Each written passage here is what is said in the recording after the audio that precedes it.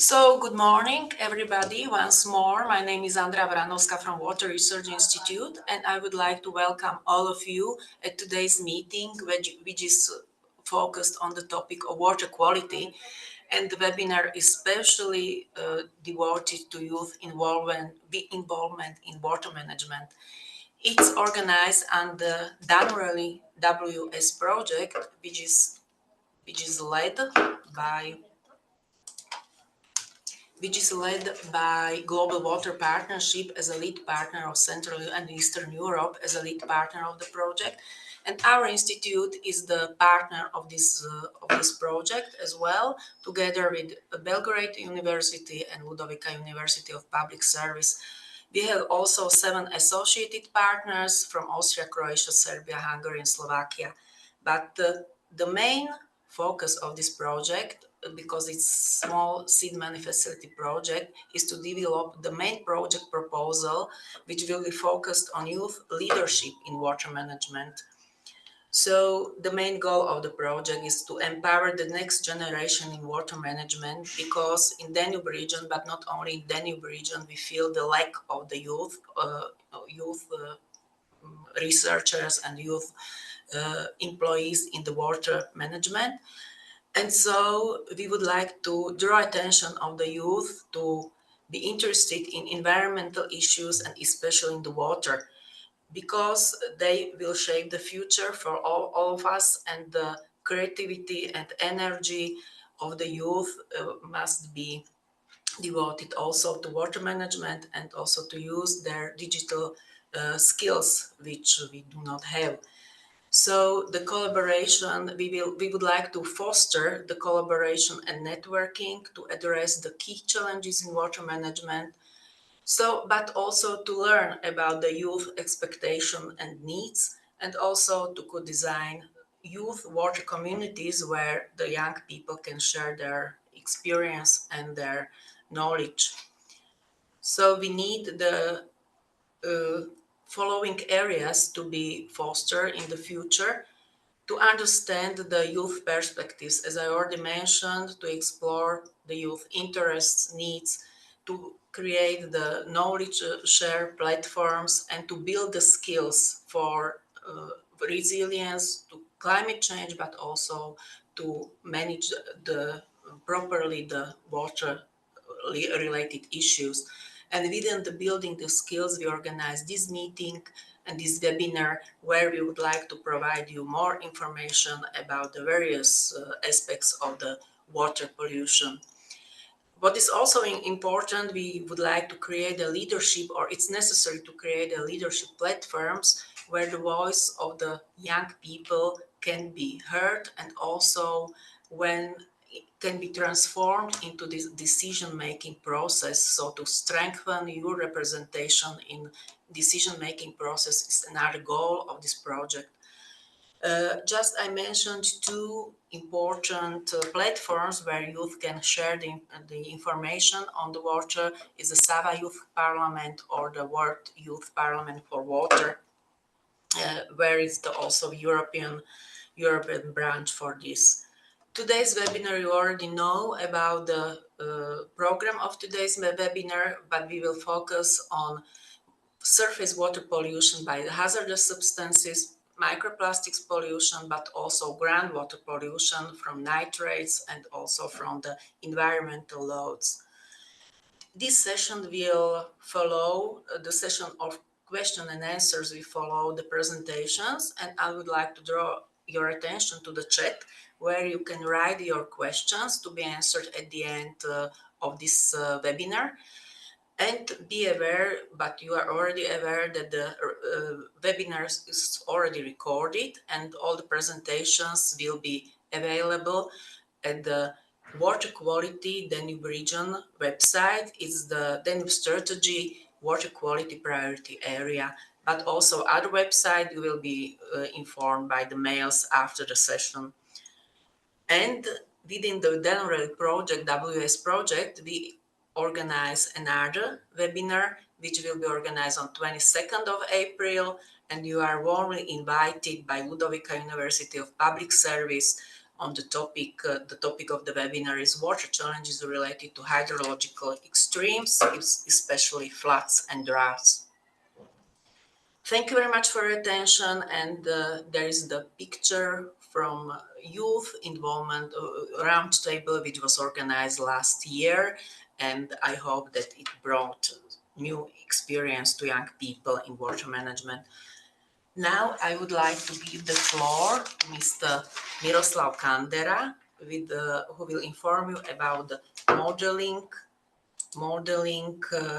of surface water pollution by hazardous substances from information from project TETIS. The floor is yours. Thank you very much once more for your attention. Thank you. Just a second. I hope you hear me. Yes. Yes. Okay, and now you should see my screen. Yeah, perfect. Okay, thank you. So about the modeling of surface water pollution by hazardous substances, which is tackled in Project 80. So there's a lot of going on. I will go through all these things one by one. So first, Project TETIS is not only about the modeling, to be fair to the project, and other activities. So there is also creating of databases. There is also the sampling and analyzing of samples, and other activities which are very important. The modeling is one of those, and as the project is in the middle of its course, the modeling part is only on its start, and therefore there is not a lot of results, but the progress is already on. So what's the issue and how to tackle it? So hazardous substances, there are many lists that list hundreds of classified substances, which are many of those are carcinogenic.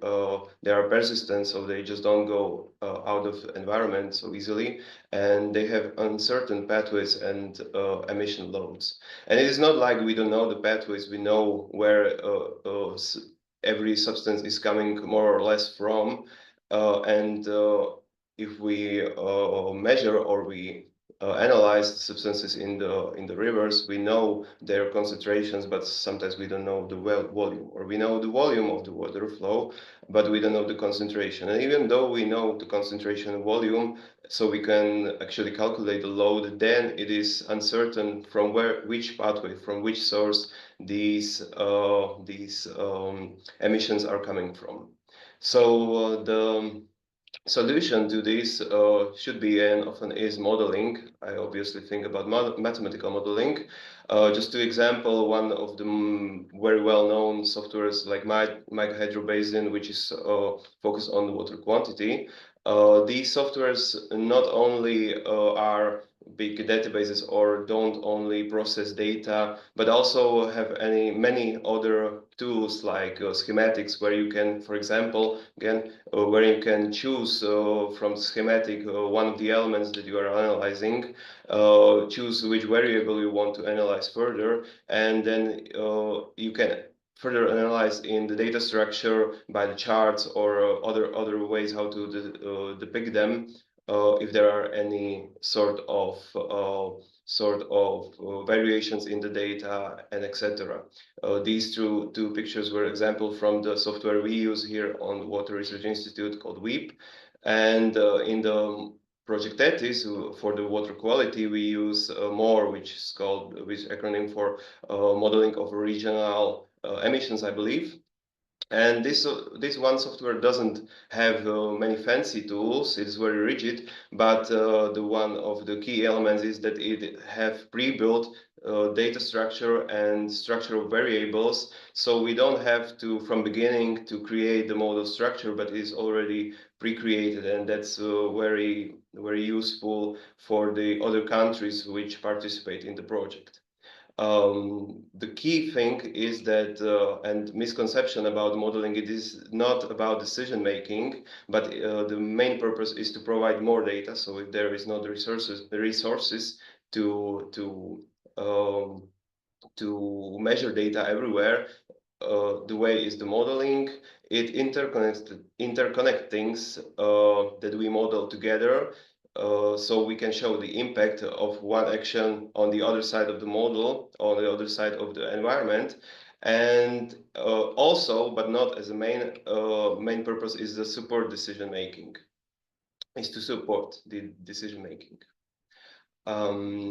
About the modeling in the TETIS, just a brief information. There is annual time step for 8 years period, which is for the modeling of water quality, most usual time step, as there are not not the better data to go to the time monthly time step, which is usual for water balance of quantity, or daily time step, which is then very useful for very usual for modeling of hydrology.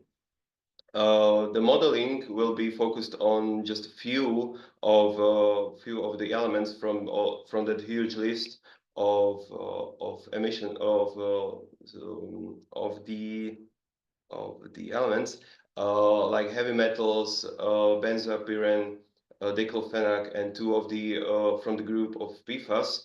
And we use these just as a startup, because we don't know about a lot of those, how they about their pathways and how they react in the environment.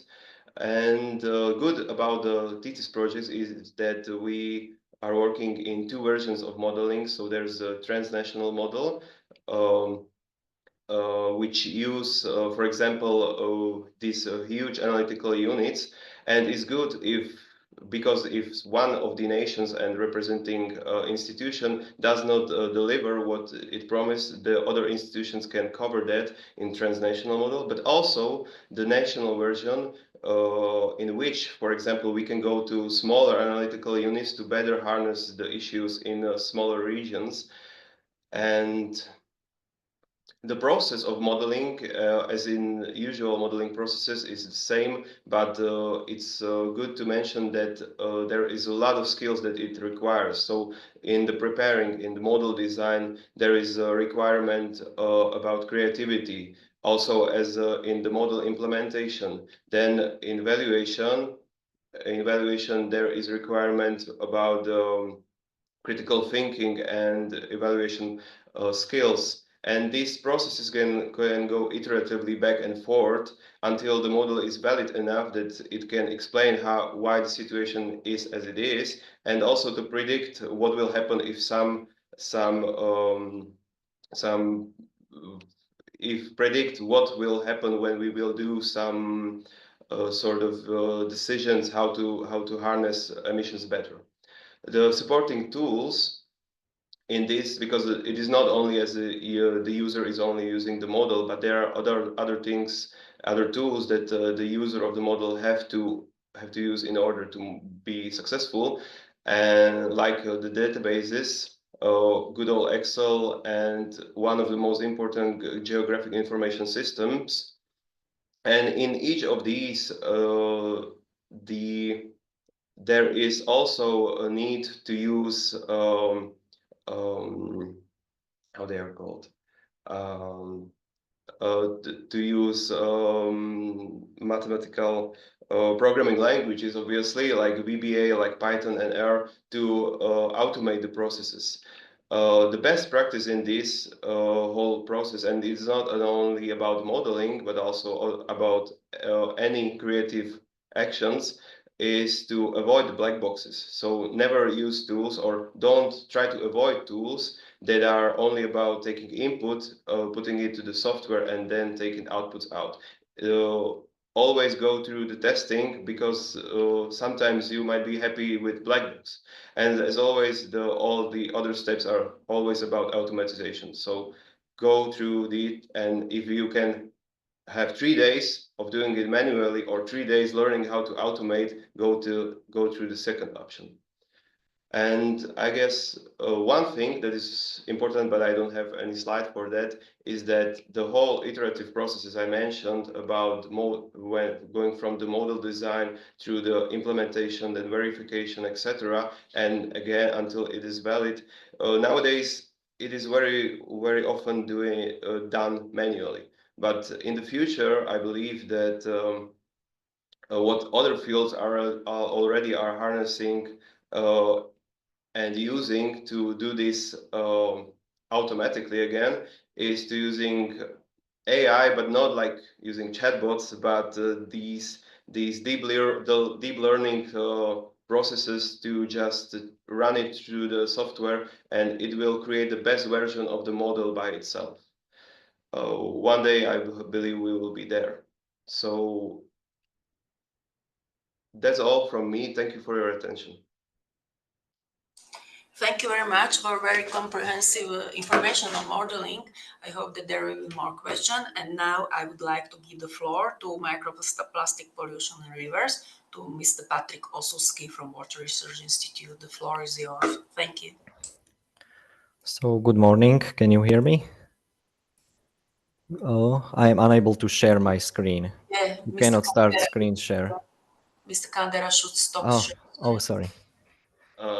Just a second, I'm trying to. Here. Okay, now we can.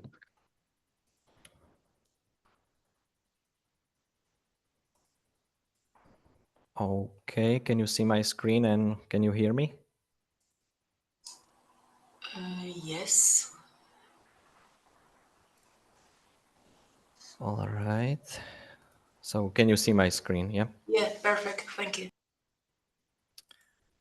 Okay. So good morning, everyone. My name is Patrik Osuski. I am from Water Research Institute in Bratislava, Slovakia. And I would like to tell you something in short about microplastic pollution in rivers.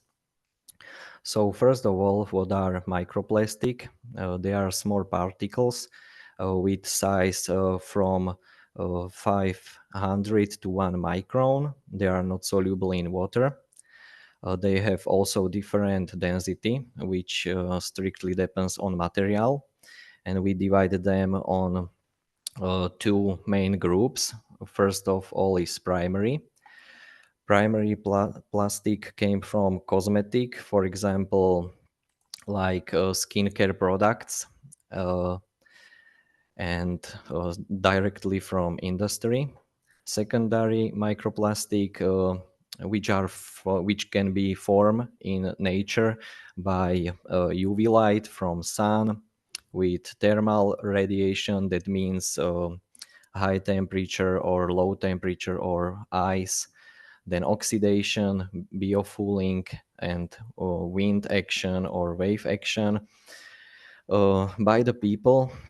Secondary microplastic are formed mostly when you drive your car from tires, from laundry when you are cleaning your clothes or drying them, and from dump sites and from clothes industry. So I was talking about the different density, which depends on used material. So here you can see the chart for density and most common use polymers. The density means some of them could flow on the top, some of them are in the middle, and some of them can fall down to sediment.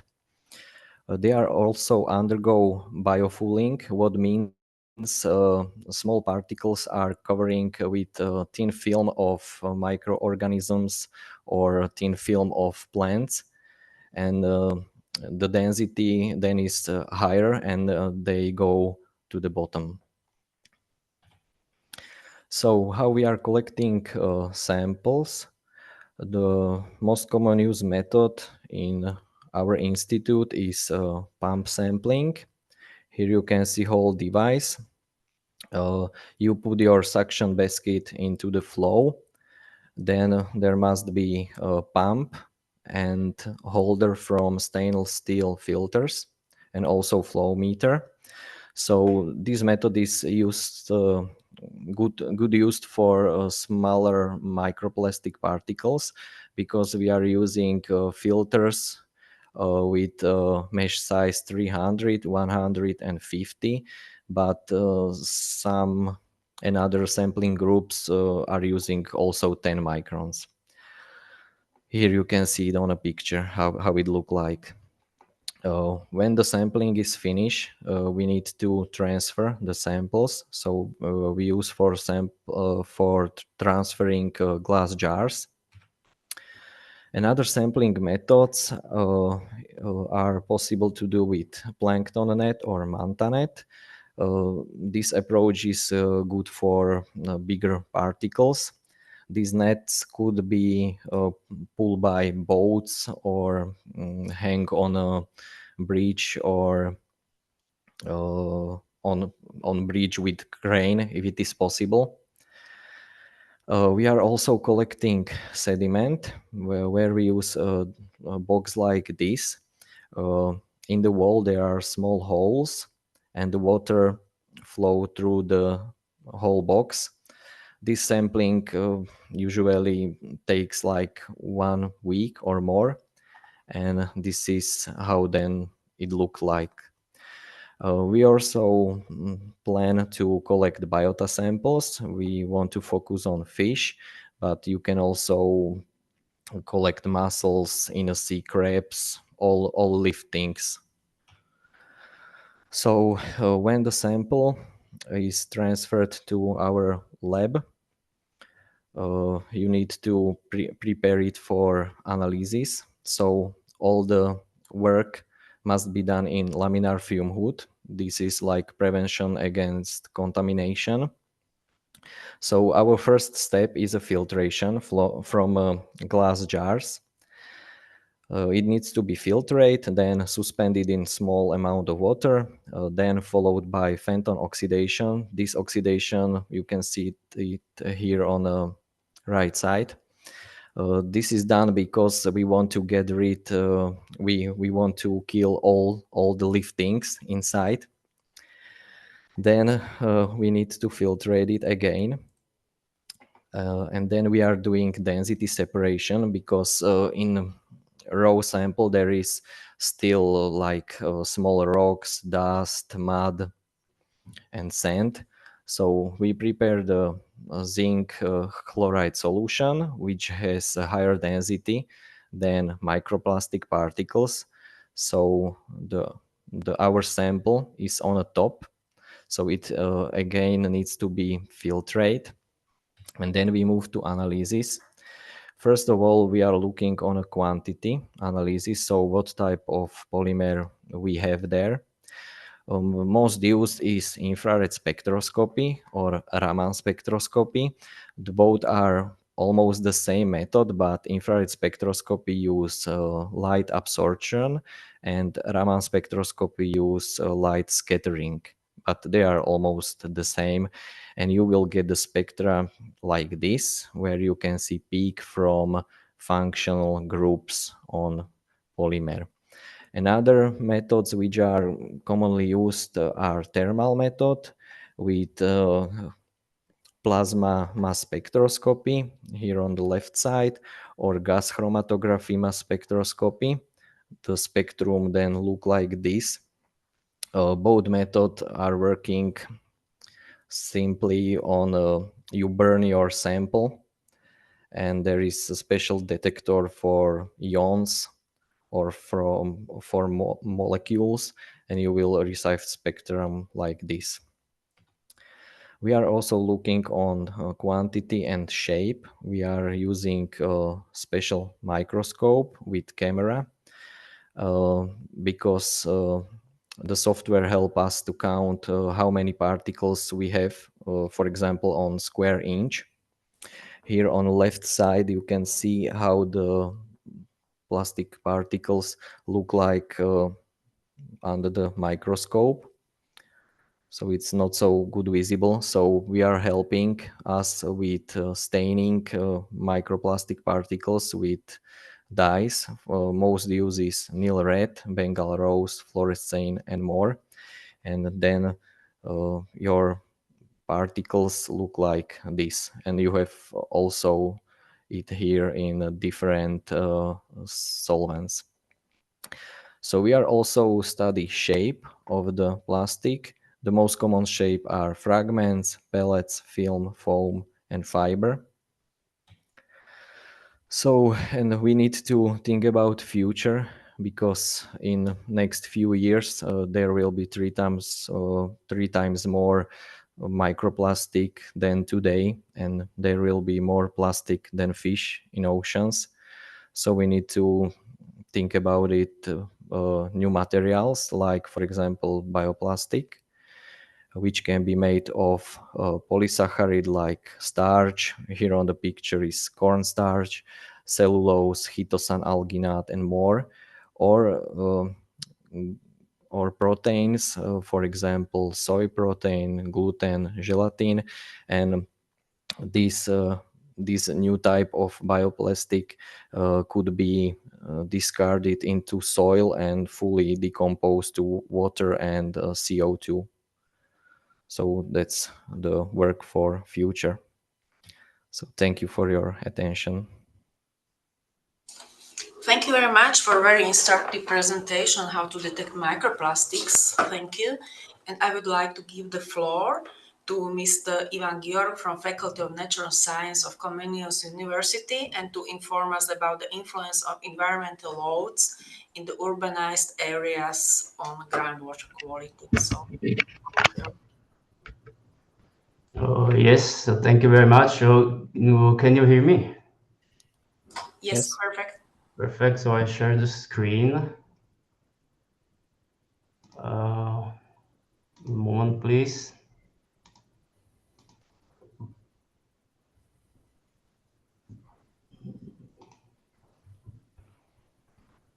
Okay, or can you see my presentation? Perfect, thank you. Okay, thank you. Welcome everyone to the presentation of this webinar. My name is Ivan Derek. I do doctoral studies at Faculty of Natural Sciences and also working at State Geological Institute. And I would like to present the influence of environmental loads in the urbanized area on groundwater quality. So briefly to introduction, the organization State Geological Institute has been carrying out a task related to monitoring more than 300 environmental loads in Slovakia. And this part about groundwater is focusing on the result of groundwater quality in polluted sites, which can be represented mainly by landfills or industrial activities, waste management facilities, and many more. Every type of this environmental load has associated with specific pollution, with occurrence of high level of typical contaminants, and it usually have negative influence or always have negative influence on groundwater quality, and also for the other parts of the environment like soils, rocks, or surface water. Quickly to methodology, I'll read this part. Monitoring of groundwater in these areas is systematic observation of time changes of concentration of selected pollutants indicated for given sites. The analytical results at individual sites are compared with relevant legislation. For groundwater, we usually use directive of Ministry of Environment of Slovak Republic number 1 2015-7 on elaboration of the risk analysis of contaminated area. This directive defines two types of criteria. It's ID indication and IT intervention criteria, which is ID criteria is concentration limits of pollutant which endanger human health and environment. This situation requires monitoring of polluted area. And the other side, it's critical concentrations, ID, critical concentrations level of pollutants where it's necessary or usually is carry out detailed geological investigation of polluted sites. And also you can see on the picture, this is a raw database of selected pollutants which we use on evaluation. And here you can see marked with yellow color is ID concentrations for pollutants, and with red color is IT concentrations of selected pollutants in that areas. So I choose 5 examples of contaminated sites in urbanized area, which is Bratislava, former factory Chemika and Gumon, also former factories Chiran and Tesla in Piešťany, landfill dump and former nickel plant area in Sereď, very popular landfill in city park Bratislava, Vrakuňa, and Krompachy, which is example of metallurgical plant area. So the first example is former factories Chemika and Gumon in Bratislava. The first factory Chemika was focused on production of paints, lacquers, and distribution of epoxidized asphalts and many more. At the same time, pumped chlorinated hydrocarbons and also other chemicals to groundwater. This former factory was closed down in 1990, and consequences of activity of this former factory is high levels of chlorinated hydrocarbons, increased hydrocarbon index, also polycyclic aromatic hydrocarbons.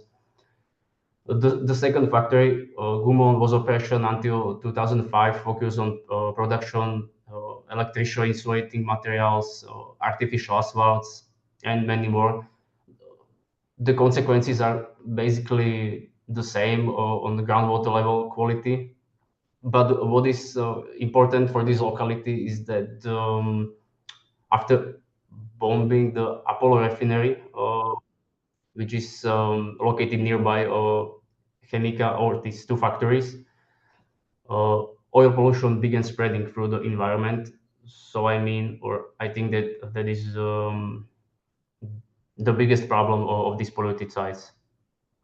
Also, you can see on the picture my colleague measuring the oil substances above the groundwater level on this polluted site.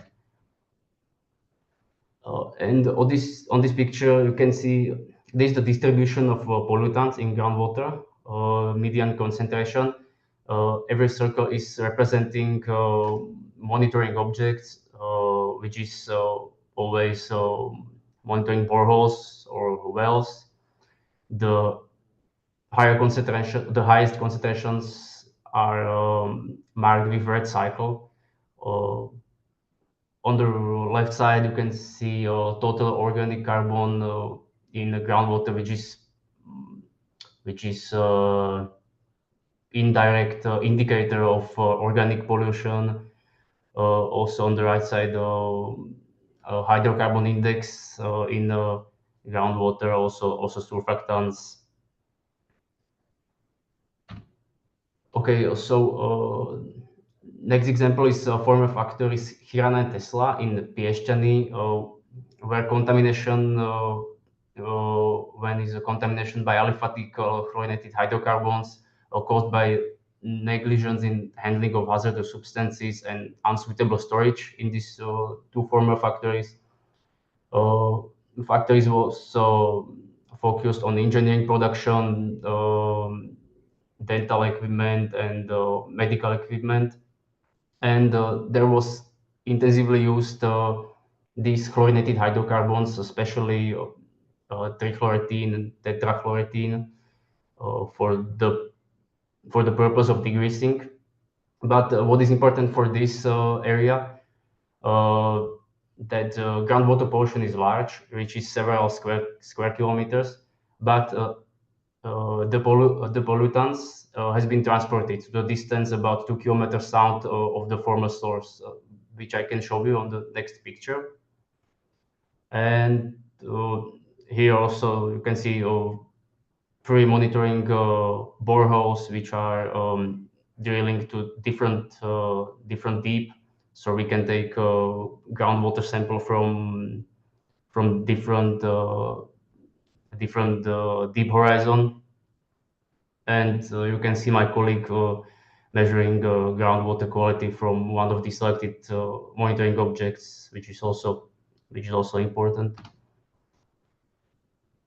And on this picture, you can see in the northern part of the city is the boundary of these 2 factories, And how you can see the highest concentrations marked with red cycle are transported to the southern part of the city.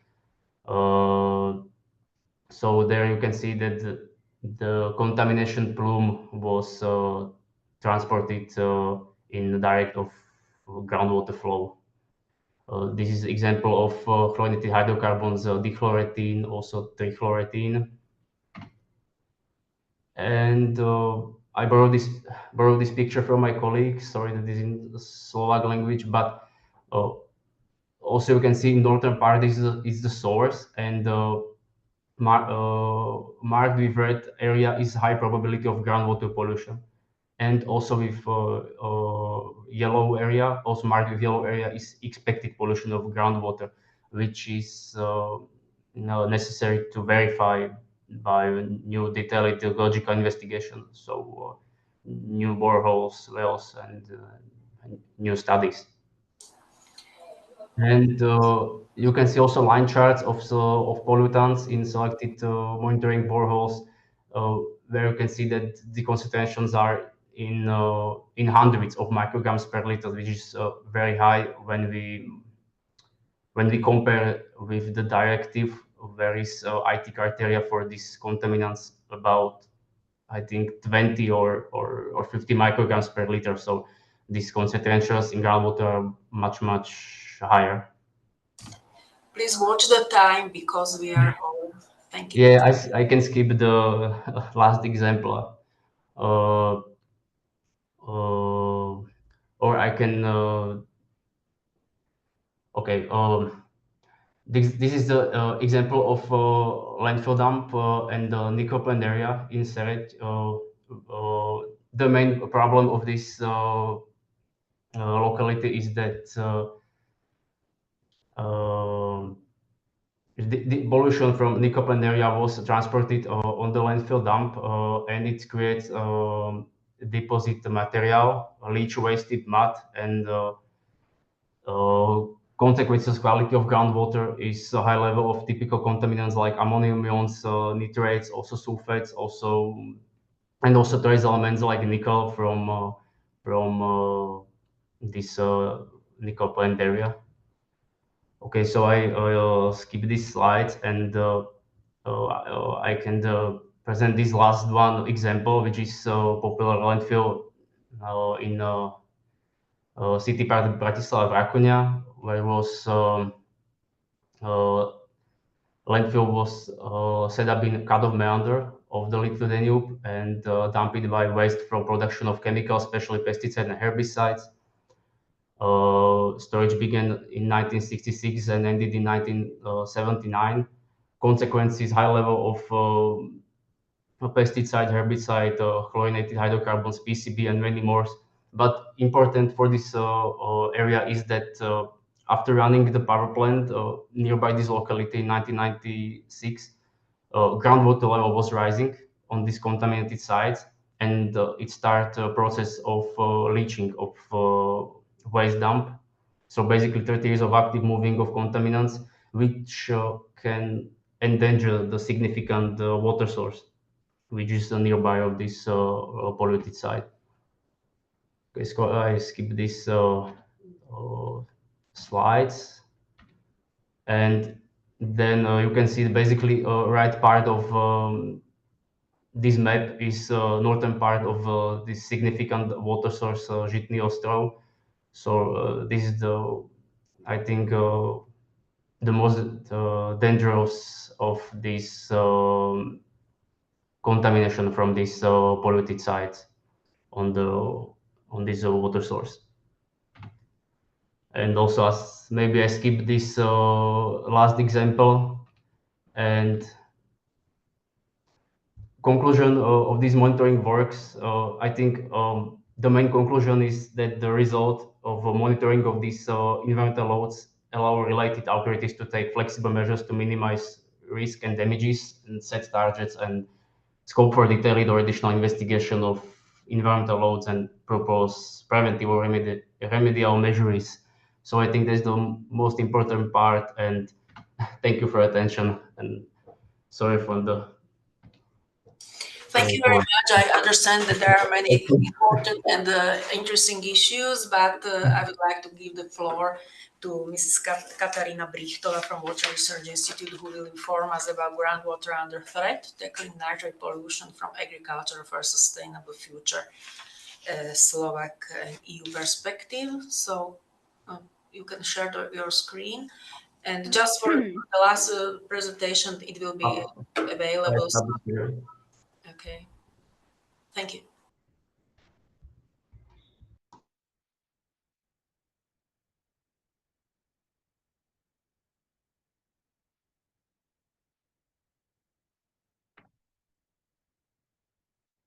Hello, can you hear me? Yes, perfect. Thank you. And can you see my screen? Yes, in presentation mode, it's okay. Okay, very good. So thank you for the opportunity to present on the topic of groundwater pollution from agricultural sources. And this is in contrast to previous presentation in urban areas, and also how this problem is being tackled in Slovakia and in the EU. So all the member states in the EU report a long-term problem with groundwater pollution by nitrates.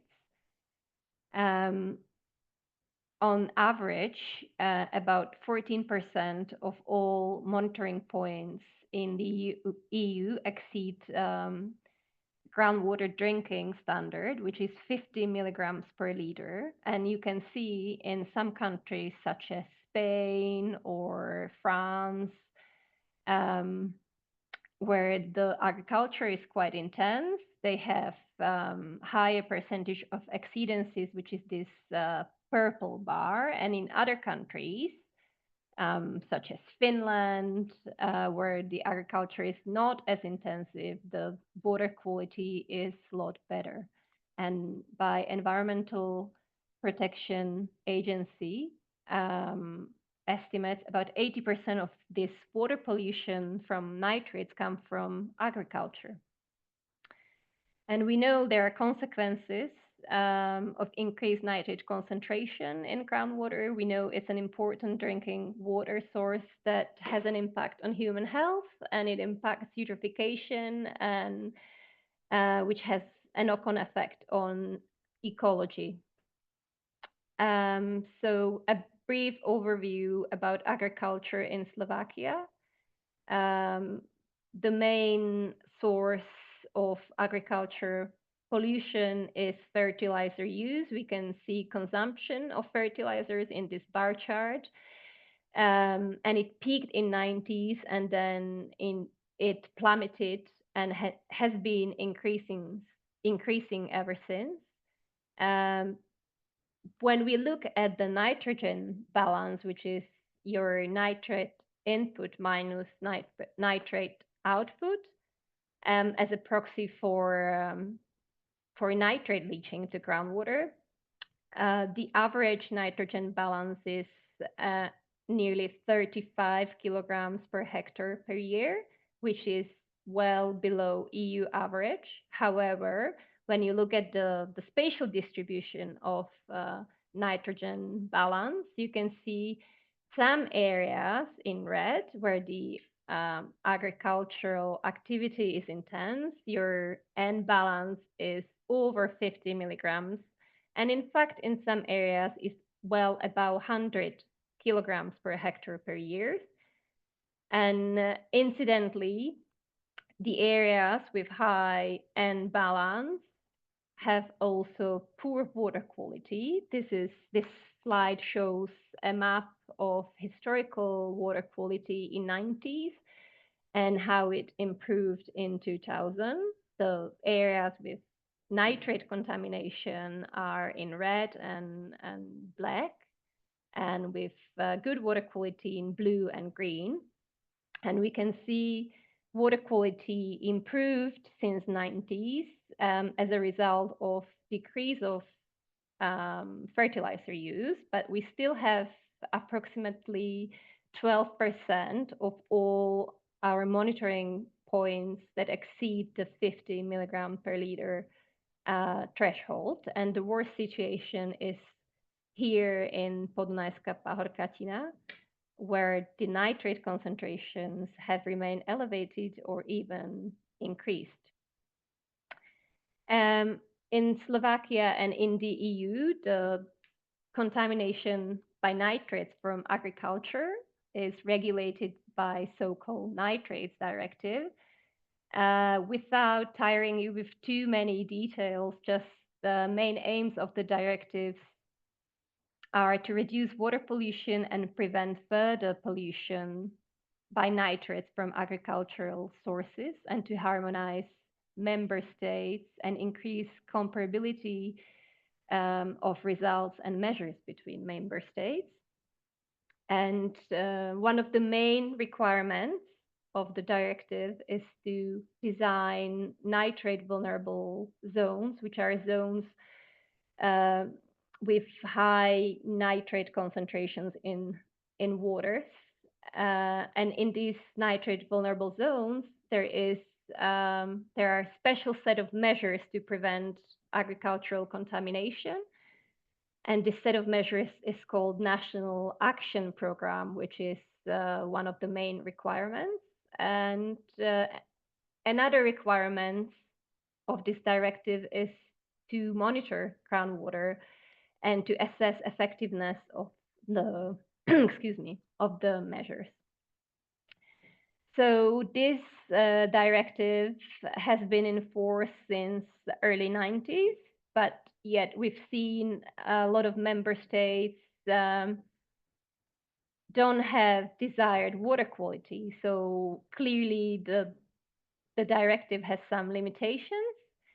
And one of them is pressure from farmers, because it's their livelihood, their profit. So they resist to change their practices. And another very important limitation why there is no or limited improvement is the time lag in the unsaturated zone, which is the time when the nitrate enters, when the nitrate is applied and travel to the groundwater. That's the time lag, and we know it can take decades. It can take decades to travel from the surface to groundwater. So there is a possibility some of the measures are yet to be seen. And lastly, this directive is a bit outdated. It's from 90s, and it does not reflect on the most recent technical innovation and research. And there is the project GEMS that tries to address these limitations. And the full name of the project is Groundwater Management in Nitrate Vulnerable Zones with Agriculture Activities. 8 partners from 7 countries participate on this project, from Spain, Malta, Slovakia, Austria, France, Belgium, and Denmark. And these countries have different climate, different geology, yet they all have problems with extreme nitrate concentration in groundwater. And they also have different approach to tackle this high nitrate concentration. So the main objective of the project is to improve policies to support groundwater quality improvement and sustainable groundwater management. In other words, the main objective is more effective implementation of the directive. And a further objective is to identify and adopt technical innovations and successful examples of best practices in the regions to improve policy instruments. So it's a soft project focused on sharing good practices.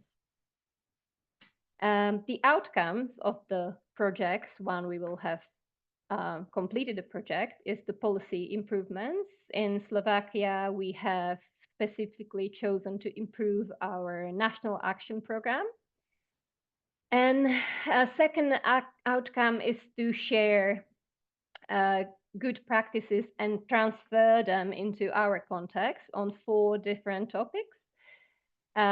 We have covered so far data and groundwater monitoring, and we are at the moment focusing on groundwater quality and pollution. And in following years, there will be focus on policy governance and stakeholders engagement and integrated water management and adaptation to climate change.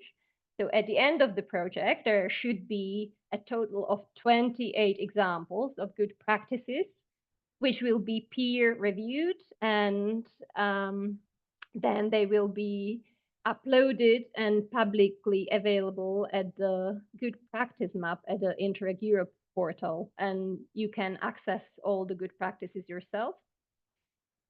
And this is a quick example of a good practice that is owned by Water Research Institute. We have presented our water quality monitoring network that improve understanding of spatial variation of nitrate pollution in groundwater caused by agricultural activities. In total, we drilled nearly 1,200 boreholes in Slovakia to target the pollution from agriculture. And this was done between 2017 and 23. These are the examples of our monitoring points of the boreholes. You can see the sites are rural. We've tried to minimize the impact from other sources. And at the moment, Slovakia has one of the densest monitoring network in the whole of EU. So as a result, we have improved understanding. We have identified hotspots, new hotspots, and when revising nitrate vulnerable zones, their area decreased by 15% already, and we anticipate further reduction in the ongoing revision. Just to let you know, Water Research Institute has also a public viewer for the water quality data that we gathered from the network, and the link is over here. And these are examples how our monitoring network helps to find new polluted locations and refine existing locations. This is how it looks like when it's zoomed in. You can see in districts over here, for instance, before our improved monitoring network was established, these areas appeared there was no contamination, and in fact there is quite substantial pollution plume. And following slide shows the revised areas in district of Trebišov before our monitoring network was established. There appears to be quite a significant contamination, and at the moment there are few localized hotspots. And that's all from me. Just a few information about our social networks where you can find more info on projects. Thank you. Thank you very much for very comprehensive information on nitrate pollution especially in Slovakia. Now I cannot see any question in chat, so I would like to ask one question for you, Katarina, if it's possible. Yes. Because you mentioned many areas in the Europe where the project is implemented. So can you provide us, because you mentioned that there are other climatic regions or geology. So mainly one example which is different from our country where you can share the experience. Yes, I would be happy to. There are different approaches. One of approach that is quite frequent is the unsaturated zone monitoring, where countries have precise information about the time lag. And other particularly interesting example is from Spain, and how they minimize their leaching. and it's by controlling their irrigation, because that's their main input. When they irrigate agricultural fields, the nitrate is being leached away, so they had to figure out how to irrigate to the saturation point. Sorry, I cannot hear you, Andrea. Are you asking anything? No, sorry.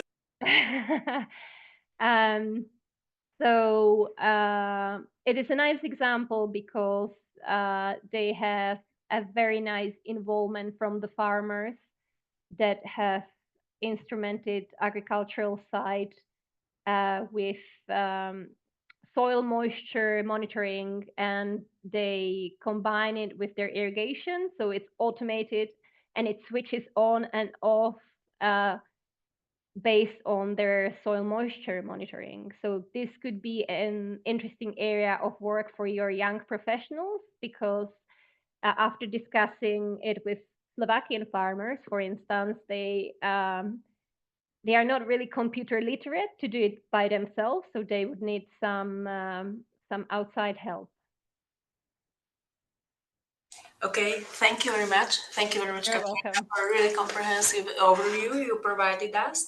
And now I look at the chat, and I found a question from Mirjana Petrovic. And the question is about, in relation to your project, I think that you mean DANURELY-WS project, if we can share insights on the age structure of the researchers involved, or if we see the level of interest among young people in researching and engaging with these topics.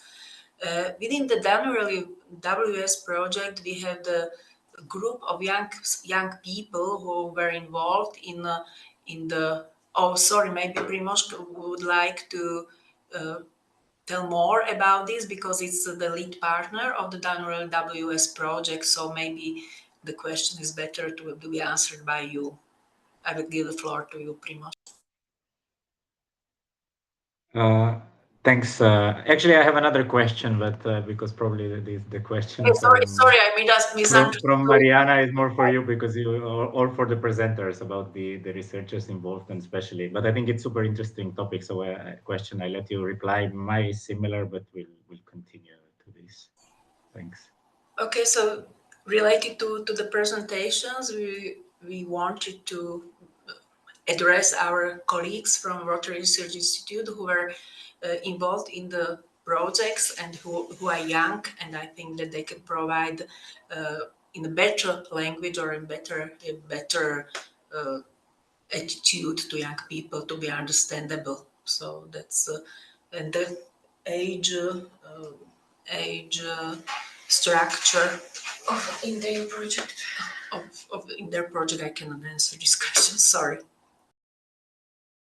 Primož, the floor is yours. I hope that I somehow. Yeah. Yeah, maybe I would repeat what Mariana asked. So what do you think, or maybe from representative from university, what is the interest for the topic? I think it's a very interesting question. So do you see increasing interest in the topic of water pollution? Because there are definitely trends and needs to address this more among young people. My question is bit following this, but also in the workshop in Bratislava, and I'm happy to see a lot of names that were present in Bratislava, especially young experts, young professionals, future professionals. They clearly expressed the need that they are involved already at the studying phase. I don't know, through job shadowing, different type of collaboration to be engaged in different projects, different activities, especially when it comes to very technical things like today, when there are a lot of measuring, modeling. I think this is needed. And my question is, like, you as a research institute, but also any other organizations that are present here today, do you have any sort of collaboration with university? Are there sort of practitioners programs, and that future young experts could get practical examples on the ground, basically? Thanks. I'm sorry for the long question. Yes, sorry, I misunderstood you. Yes, our research institute has the cooperation, especially, and you know that in the DANURELY-WS project that there is a natural faculty of science, natural science faculty of Comenius University, and in different fields we cooperate also with the Slovak University of Technology. But I think that within the Danube region is a natural practice of all the research institutes that they had a connection with the academic field and that they cooperate on the tasks like we promoted today. So I think that we covered many topics, and I hope that it was interesting for young people also who were part of our project, but also for the young people who are watching this we got several positive reactions in chat already, so thank you very much for that. And I think that just to promote that water is very important for all of us, because we take it granted that we open the tap and there is the water, but it's essential for all of our lives. So I think that the young generation should tackle the protection water sources and should tackle the issues which are connected to the pollution of the water, as we mentioned today. It's microplastics or hazardous substances, landfills, nitrates, and many others. So I think that it might be interesting and worth to study and worth to work in this sector.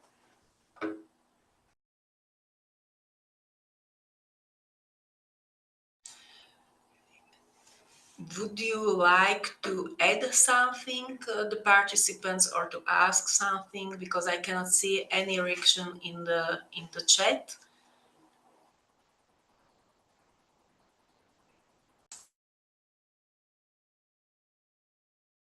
Sorry, so if not, I would like to thank all the participants for participation. Especially, I would like to thank to our presenters, because I think that the topics were really interesting and attractive for the young people, and that they can see the way where the research is at the current level, but about the future, what should be investigated in the future. And I hope that it was worth to spend 1 hour with us, hoping that you will spend another hour on the 22nd of April on the new webinar focused on floods and droughts. And thank you again for your participation. And this will be available at the websites, as already mentioned. Thank you. Thank you. Thank you so Thank much. you. Goodbye. Thank you, Andre. Thank you, everybody. Thank you very much. Thank Thank you. Bye. you. Bye.